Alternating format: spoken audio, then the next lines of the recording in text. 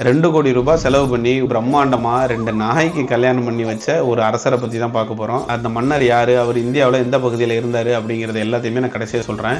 வாங்க, வேடிக்கையா இருக்கும். அந்த கல்யாண நிகழ்வுகள்லாம் எப்படி இருக்கும் அப்படிங்கறத நம்ம பார்ப்போம். விஷயத்துக்கு வருவோம். இந்த மன்னர்கிட்ட 800 நாய் இருந்திருக்கு. ஒவ்வொரு நாய்க்கும் தனித்தனி ரூம், தனித்தனி கேர்டேக்கர், அதுக்குன்னு தனித்தனி அலங்கார ட்ரெஸ்ஸஸ், வைர மாலை, முத்து மாலை, வெட்டினரி டாக்டர்ஸ் இப்படின்னு சொல்லி தனியா அதுக்குன்னு ஒரு நிர்வாகமே இருந்திருக்கு. இதுல செல்ல பிள்ளையா பாக்குற இவரோட ரோஷனாங்கிற நாய்க்கு கல்யாணம் பண்ணணும்னு சொல்லி முடிவு பண்றாரு மன்னர். அப்ப இன்னொரு சமஸ்தானத்திலிருந்து மணமகன் பாபிங்கிற ஒரு நாயை தேர்வு பண்றாரு. அந்த நாய்க்கு இந்த நாய்க்கும் கல்யாணம் பண்றதுக்கு 3 நாள் நிகழ்வு முடிவு பண்றாரு. பத்திரிக்கை அடிச்சு ஊர்லயே இருக்கிற முக்கியமான ஆட்கள்ல இருந்து, ஜமீன்தார்கள்ல இருந்து, மன்னர்கள்ல இருந்து, ஊர் மக்கள்ல இருந்து தடபுடலாம் 3 நாள் கல்யாணம் பண்ணிருக்கிறாரு. 2 கோடி ரூபாய்க்கு மேல செலவு பண்ணி. கல்யாணத்தன்னைக்கு காலையில கல்யாண பெண்ணு எந்திரிக்கிறாங்க. ரோஷனாங்கிற நாய் காலையில எழுந்து அவங்கள பன்னீர்ல குளிப்பாட்டுறாங்க, பட்டு துணி உடுத்துறாங்க, வைர மாலை போடுறாங்க.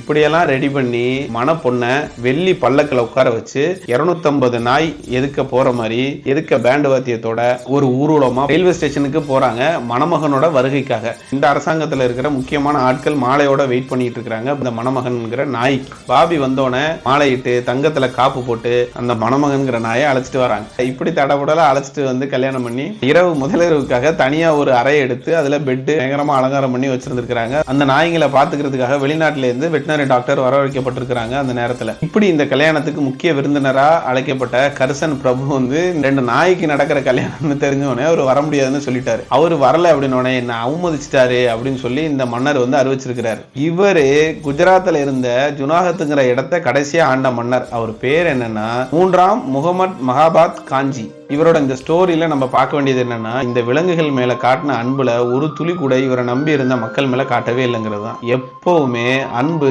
ஒரு குறிப்பிட்ட இடத்துல மட்டும் காட்ட முடியுது, இன்னொரு இடத்துல காட்ட முடியல அப்படின்னா இது ஒரு விதமான சிக்கல் தான், சிறை தான். இதுல விடுதலை கிடையாது. அன்புல என்ன இருக்கு பாகுபாடு? எல்லார்ட்டையும் ஜாலியா காட்டலாம், ஒன்னும் பிரச்சனை இல்லை. இன்ட்ரெஸ்டிங்கான வேற ஒரு வீடியோல மீட் பண்ணலாம்.